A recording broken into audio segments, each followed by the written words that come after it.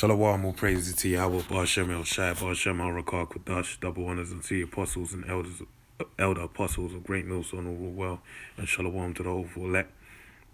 It's Paya Allah, and I'm gonna do a breakdown in Revelations, the 9th chapter. But this is inspired by this movie I watched a little while ago, called The Kingsman.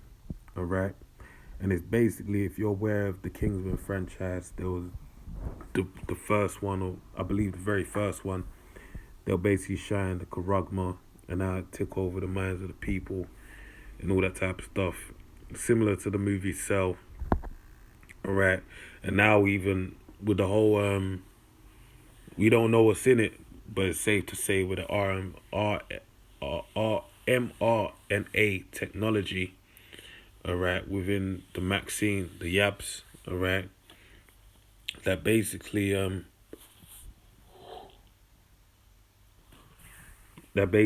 is setting up the people to be zombies, man. Something, there's some folly gonna follow later on down the line.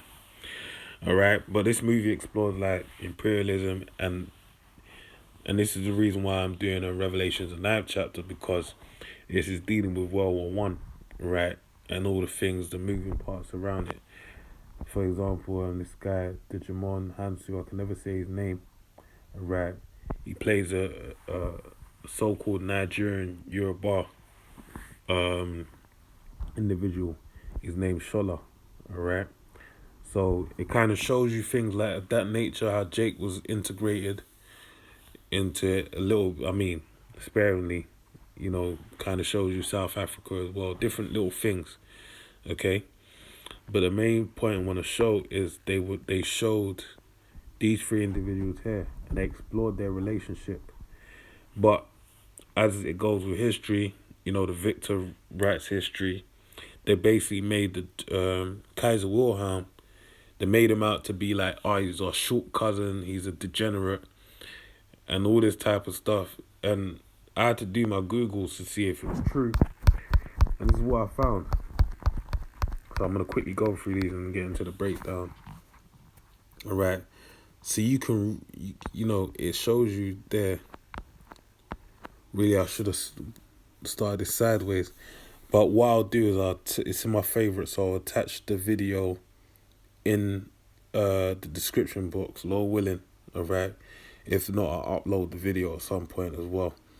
But all you got to do is just type in Kaiser Wilhelm, and King George cousins, just stuff like that, and you have loads of videos come up, and I'm sure this will come up as well. So it shows you that all these monarchs were basically related, all right? And this is the first one showing Tsar Nicholas and King George, all right? They're together. Tsar Nicholas, King George again, all right? Hand in hand. Nicholas, King George, all right, and they had varying titles. Depends on what time it was in the time of their career. Again, same thing. Tsar Nicholas, King George, showing you how tight they were. All right, Tsar Nicholas. Sorry, that's Kaiser Wilhelm and Nicholas. Now they show him in the movie. They try to make him out to be a midget, but they're the same height, man. All right, so it shows you these movies. You gotta really don't just take them on face value. You got to actually, that's like, hate to make this example. Well, I won't even make the example because it's some nigga shit.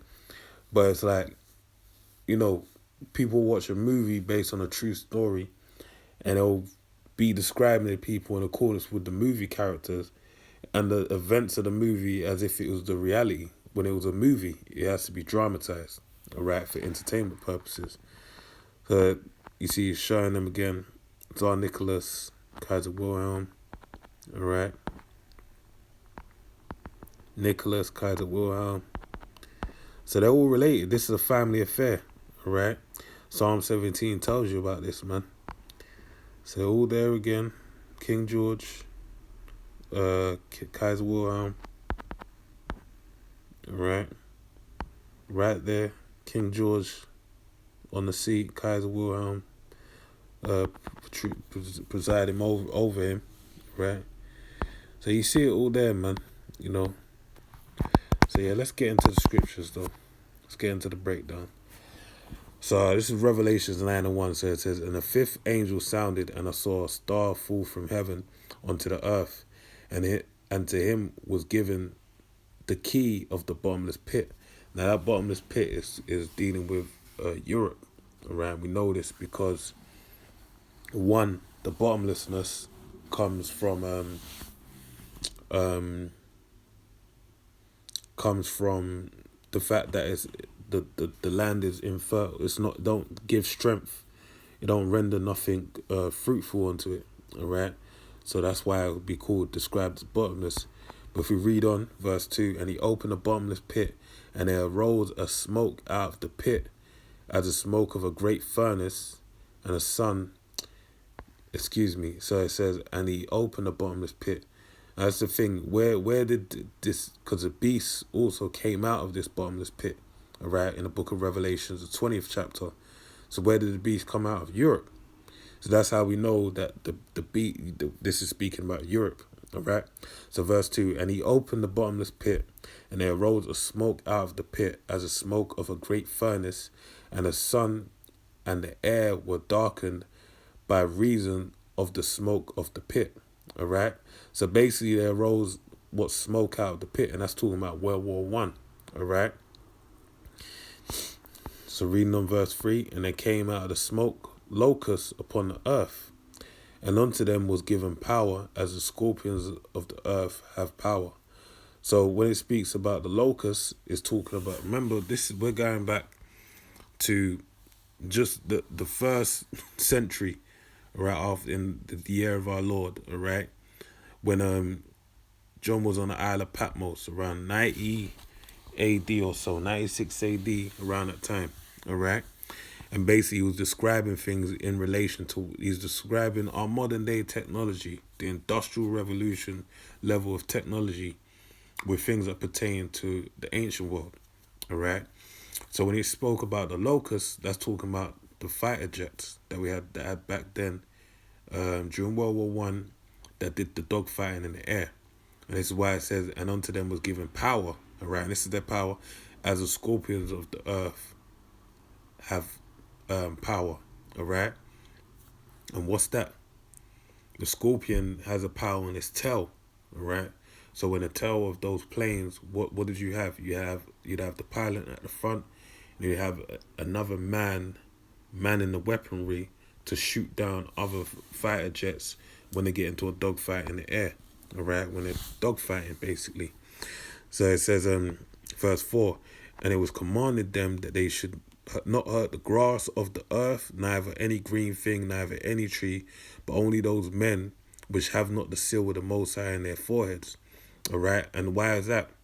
Because our forefathers that would have been sent to war, all right, back in those days in World War One, because it was known as the Great War, the war to end all wars, where it basically required all, after the time of colonialism, imperialism, where Europe made a grab for Africa and different parts of the world, all right?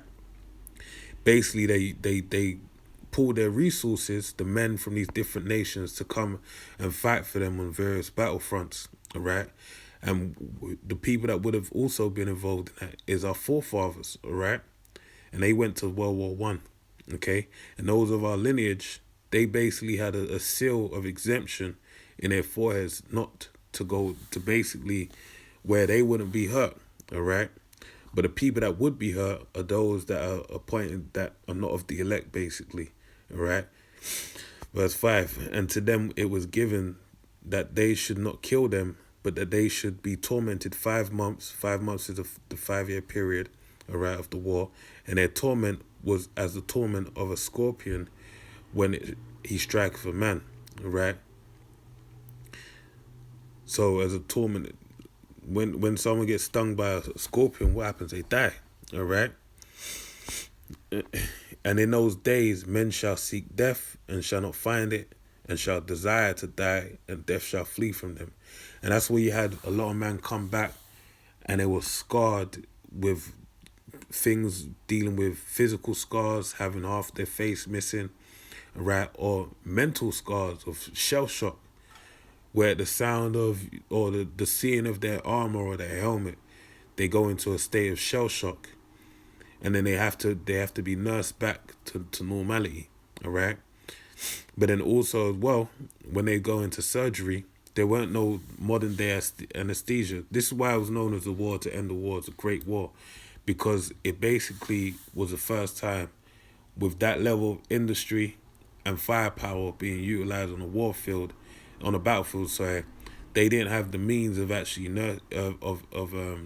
what's the word, the emergency services, the first aid. They didn't have the means to basically nurse these people properly with the anesthesias and all these different things. All right, so they made people get drunk. They had to bite down on some rubber or some wood. All right, hold tight onto someone's hand, and then just bear the pain of them getting their limb chopped off. All right. Verse 7. And the shapes of the locusts were like unto horses prepared onto battle. So you have horses that are prepared onto battle. What do they look like? All right, they're not like domesticated horses that basically just have a saddle and you just ride them with the spurs and everything of that nature. No, that's not how they are. They're kitted with battle array, armory. All right, so that it would be difficult for your vehicle within a war to be easily killed. All right, so they have to be protected just like you're protected. All right, so this is the same, but the locusts looked like those battle horses that were basically fashioned with armor because they were made out of steel, and on their heads, whereas it were crowns like gold. All right, and their faces were like the faces of men. The crowns of gold, like gold. I showed you in the pictures I went through just a moment ago. You see there, right? Those are the crowns right there. All right. So it says, and they had hair, as the hair of women. All right, and that hair is talking about what? It talk about the you had on top of their helmets, they had, some of them had hair on top, like it had like kind of like hair. I don't believe it was hair, but it's some form of material. But also they would have had scarves on, okay, because they wore red cashmere scarves to basically filter out the smoke from the planes, man. Right? So that they were using the technology at that time to basically deal with the elements up there, thousands of feet up in the air. All right. All right. So and it said, and their teeth was the teeth of lions. All right. Teeth of lion. Lion's teeth is what? Their weapon. All right. And the weapons of those planes were what? The bullets. All right. Those bullets were like onto lion's teeth, and they had breastplates, as it were, breastplates of iron, and the sound of their wings. That's talking about the build of the plane again, all right? And the sound of their wings was the sound of chariots of many horses running to battle. So they didn't have a muffler system back. Well, they did, but the level of technology it had then, as times progressed on, you now have bloody machinery that sounds, you wouldn't hear it coming behind you, all right? Because of the muffler system so advanced and so high tech. But back then, their engines, you could hear them afar off, and they had tails like onto scorpions, and there were stings in their tails. Yeah, so they had again, it's the gunners manning them from behind, and even you had the earlier models of the planes. You had some of them had machine guns on the front, shotguns as well. All right, it went through a process of development to get to a certain point. But it still stands the same. The stings and the tails were basically the gunmen shooting from behind. And their power was to hurt men 5 months. Again, the same amount of time. And they had the king over them, which is the angel of the bottomless pit, whose name in the Hebrew tongue is Abaddon. But in the Greek tongue, have his name Apollyon. All right? Which I'm going to look up because my mind has gone...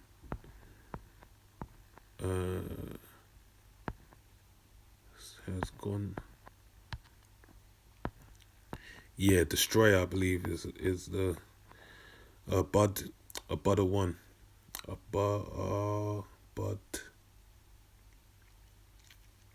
Bud one. Right, Destroyer, I believe it would be. or destruction, right?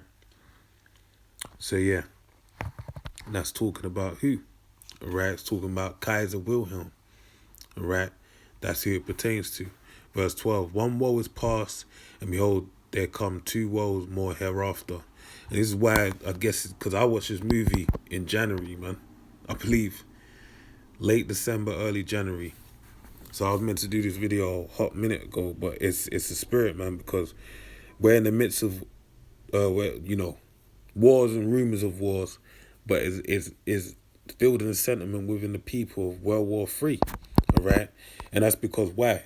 Pertaining to what I just read, Revelations 9 and 12, one woe is past, and behold, there come two woes more hereafter.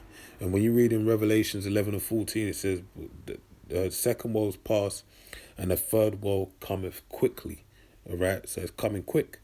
Verse 13, and the sixth angel sounded, and I heard a voice from the four horns of the golden altar, which is before the Most High, saying to the sixth angel, which had the trumpet, loose the four angels which are bound in a great river Euphrates. That's dealing with 11, right, the Middle East, which is going to be, around where, the Arabia, where basically World War III, the Valley of Jehoshaphat, is going to take place.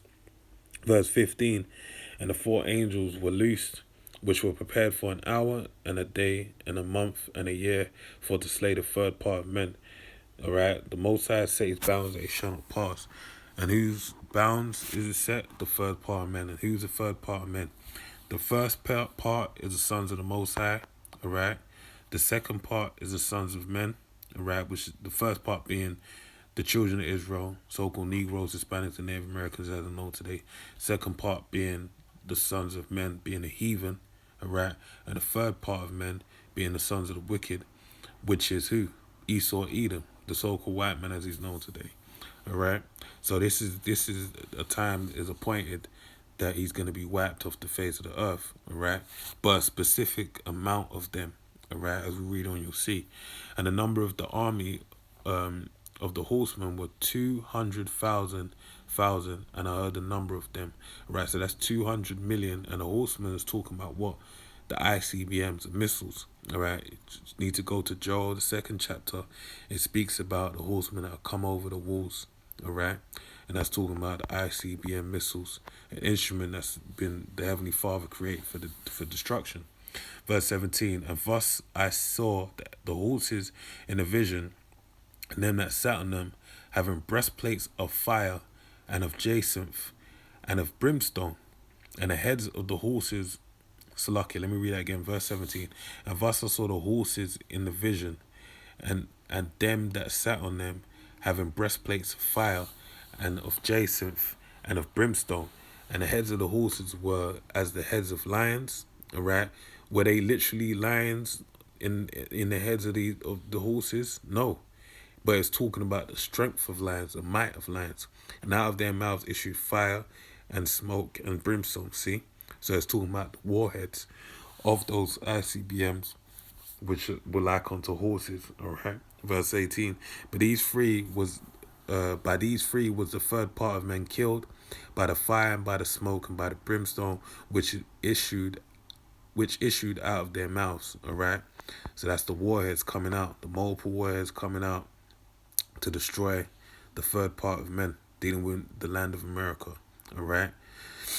Verse 19, for their power is in their mouth and in their tails, for their tails were like unto serpents. So why is the power in their mouth and in their tails? In their mouth is what? Nuclear warheads, all right, which will blow up anywhere it's sent to. But in their tails, it has the jet propellers is propelling that missile, or the more so that warhead, right, through the jet system issuing from the back, which looks like a serpent when it's in motion, and had heads, and with them they do hurt, the warheads. All right, verse 20, and the rest of the men which were not killed by these plagues yet repented not of the works of their hands, that they should not worship devils and idols of gold and silver and brass and stone and of wood, which neither can see, nor hear, nor walk. And this is talking about what? The Edomites that are left over. They're going to still hold to what? The witchcraft and the wickedness that they do. And that's what they're going to keep doing. All right? Even when they see Yahushua return, and they're going to confide in that strength until they're beaten over their head in accordance with Revelations, the 2nd chapter, right? And put into subjection, right? Why doth the heathen rage? Right, as it tells you in Psalms, the 2nd chapter as well, verse 21. Neither repented they of their murders, nor of their sorceries, nor of their fornication, nor of their thefts. So this devil's going to be proud until he gets set aright. All right. So with that, I pray you were edified. You know, you could check out the movie Kingsman. It was a decent watch. I mean, you know, you're probably better off if you want a reality check to watch a documentary. But yeah, that's it, man. With that, I pray you're edified.